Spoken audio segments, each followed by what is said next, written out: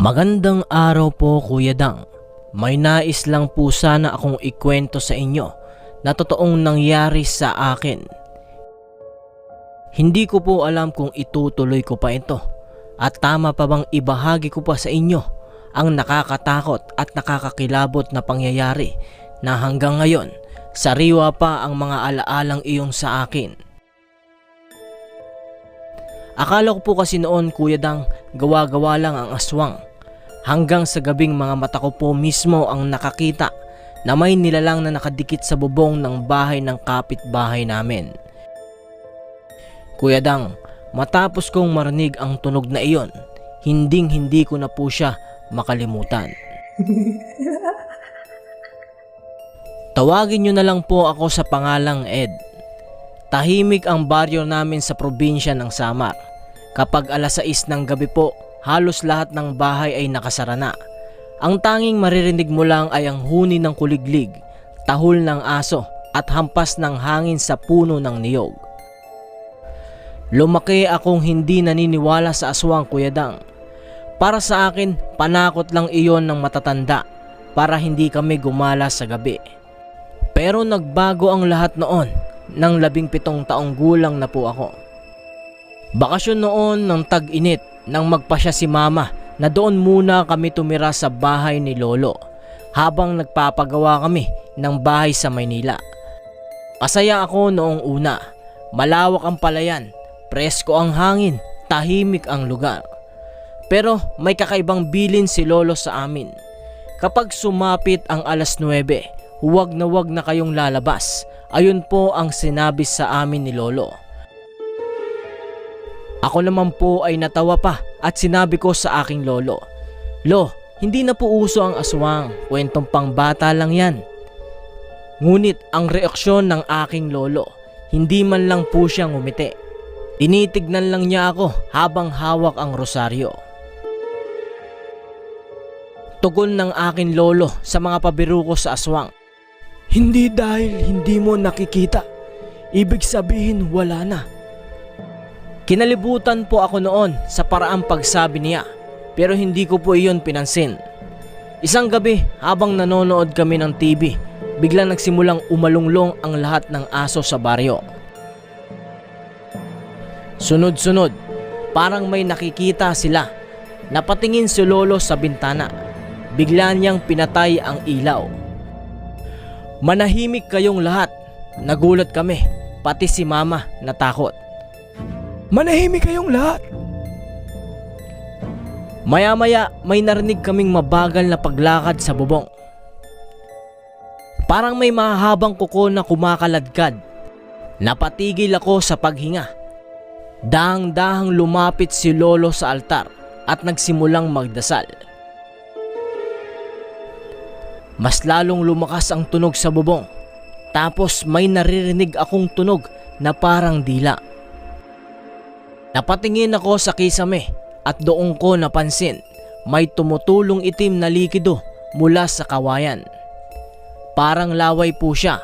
Nanginginig akong napaatras, Kuya Dang, at biglang umiyak ang bunso kong kapatid. Kasunod nun, may malakas na kalabog sa likod ng bahay. Napatalong kami sa takot. Tumakbo si Mama para silipin sana pero hinila siya ni Lolo. "Huwag mong buksan!" Halos pasigaw niya iyong sinabi. Makalipas ang ilang minuto, biglang tumahimik ang paligid. Walang aso, walang hangin, walang kahit ano. Parang patay ang buong baryo. Kinabukasan, nalamang naming patay na ang buntis naming kapitbahay. Wala raw sugat, pero putlang-putla ang katawan. At ang pinaka nakakatakot po, Kuya Dang, ay wala na daw tibok ang sanggol sa tiyan ng babae. Nagsimula akong matakot, lalo na nang mapansin kong gabi-gabi nang may aninong dumadaan sa likod ng palayan. Matangkad, payat at sobrang bilis kumilos.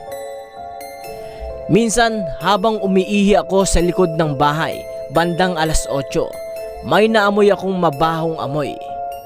Amoy bulok na hayop. Paglingon ko, may babae sa malayo. Mahaba ang kanyang buhok, nakatayo sa gitna ng palayan. Akala ko ay kapitbahay lang namin, pero maya-maya napansin kong nakabaliktad ang paa niya.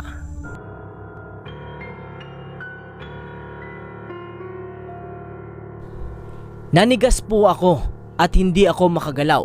Unti-unti siyang lumingon sa direksyon ko at kahit sobrang dilim po noon, kitang-kita ko ang mga mata niyang mapula. Ngumiti siya, isang ngiting abot hanggang tenga. Bigla siyang tumalon, hindi normal na talon, sobrang taas, parang hayop. Doon na ako napatakbo paloob ng bahay habang sumisigaw. Pagpasok ko, agad isinira ni Lolo ang pinto at binudburan ng asin ang harapan. Hindi ako makapagsalita noon. Umiiyak ako habang nanginginig, habang si Lolo ay tahimik lang. Pagkatapos ng ilang minuto, sinabi niya ang sikreto ng baryo. May pamilya raw sa lugar na pinaghihinalaang aswang sa loob ng maraming taon. Hindi raw sila tumatanda at sa tuwing may buntis o may malubhang sakit sa baryo, may namamatay.